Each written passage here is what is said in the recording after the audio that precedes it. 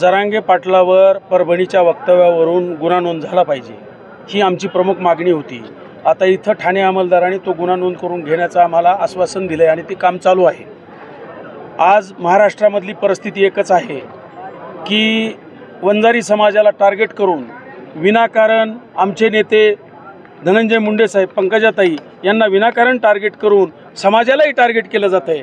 याच्यामध्ये संतोष देशमुखाच्या हत्येप्रकरणी त्यांना फाशीची शिक्षा झाली पाहिजे हे पंकजाताई म्हणल्यात, धनंजय मुंडे साहेबही म्हणलेत, परंतु दोघांनाही वेगवेगळ्या पक्षात असल्यामुळे त्यांनी त्यांच्या नेतृत्वाने त्यांना मिनिस्ट्र्या दिल्या। इथं परिस्थिती अशी झाली की यांना मंत्रिपद मिळालं नाही, हे दुःख आणि शैल्य त्यांच्या मनात आहे, ते काय झाकून राहत नाही।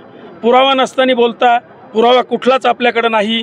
आमच्याकडे पुरावे आहेत, परंतु आम्ही आज बोलणार नाहीत, याच्यासाठी बोलणार नाहीत की समाजामध्ये तेढ निर्माण होती। आणि मी देवेंद्र फडणवीस साहेबाला एकच आव्हान करील, मी की आपण एक तर सुरेश दसला युती धर्म पाळता येत नसला तर त्याला पक्षातून काढून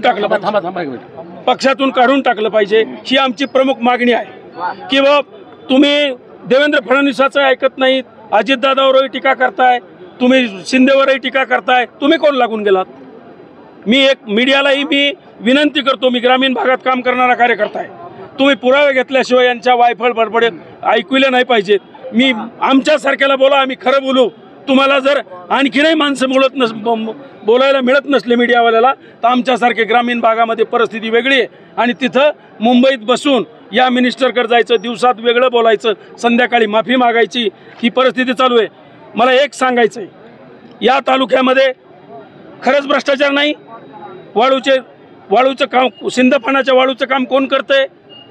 शोधा, मीडियाने शोधलं पाहिजे। आज अशी परिस्थिती, सुरेश दसचे नातेवाईक आहेत, सगळे नातेवाईक आहेत। आज अशी परिस्थिती आहे, तुम्हाला सांगतो, रेशनचा कारभार कोण करत होतं, त्याच्यामध्ये माणसं पकडले। आज अशी परिस्थिती आहे की सगळ्यात महत्त्वाचा मुद्दा, आपण एक हे इथं नगरपंचायती तिन्ही त्यांच्या ताब्यात आहेत। आज अशी परिस्थिती आहे। अण्णा, मला एक विनंती करायची, तुम्ही ज्यांना भ्रष्टाचारावर आरोप करतायत आणि ज्यांना भ्रष्टाचारी म्हणतायत, तुमच्याकडे पुरावे नाहीत। मी एक मागणी करतो, पाण्याचं पाणी, दुधाचं दूध झालं पाहिजे। तिन्ही नगरपंचायतची स्पेशल देवेंद्र फडणवीस साहेबाला विनंती करतो की सुरेश दस खूपच धुतल्या तांदळासारखे साफ आहेत ना, तर तिन्ही नगरपंचायतची विशेष ऑडिट लावून चौकशी करा आणि त्यावेळेस कळेल की भ्रष्टाचार आष्टी पाटोदा आणि शिरूरमध्ये किती। मला एक सांगायचंय, मला एक सांगायचंय की नगरपंचायतची आजही परिस्थिती आहे।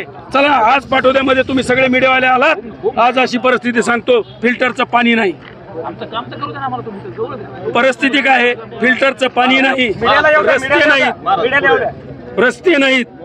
आज अशी परिस्थिती आहे, वला कचरा आणि वाळला कचरा। आका काय लावलंय? आका कराडाला आका म्हणता, याला तर तुमच्या घरात 2 आका आहेत, आज 2 आका आहेत तुमच्या घरात, ते पुराव्याने सांगू शकतो आम्ही।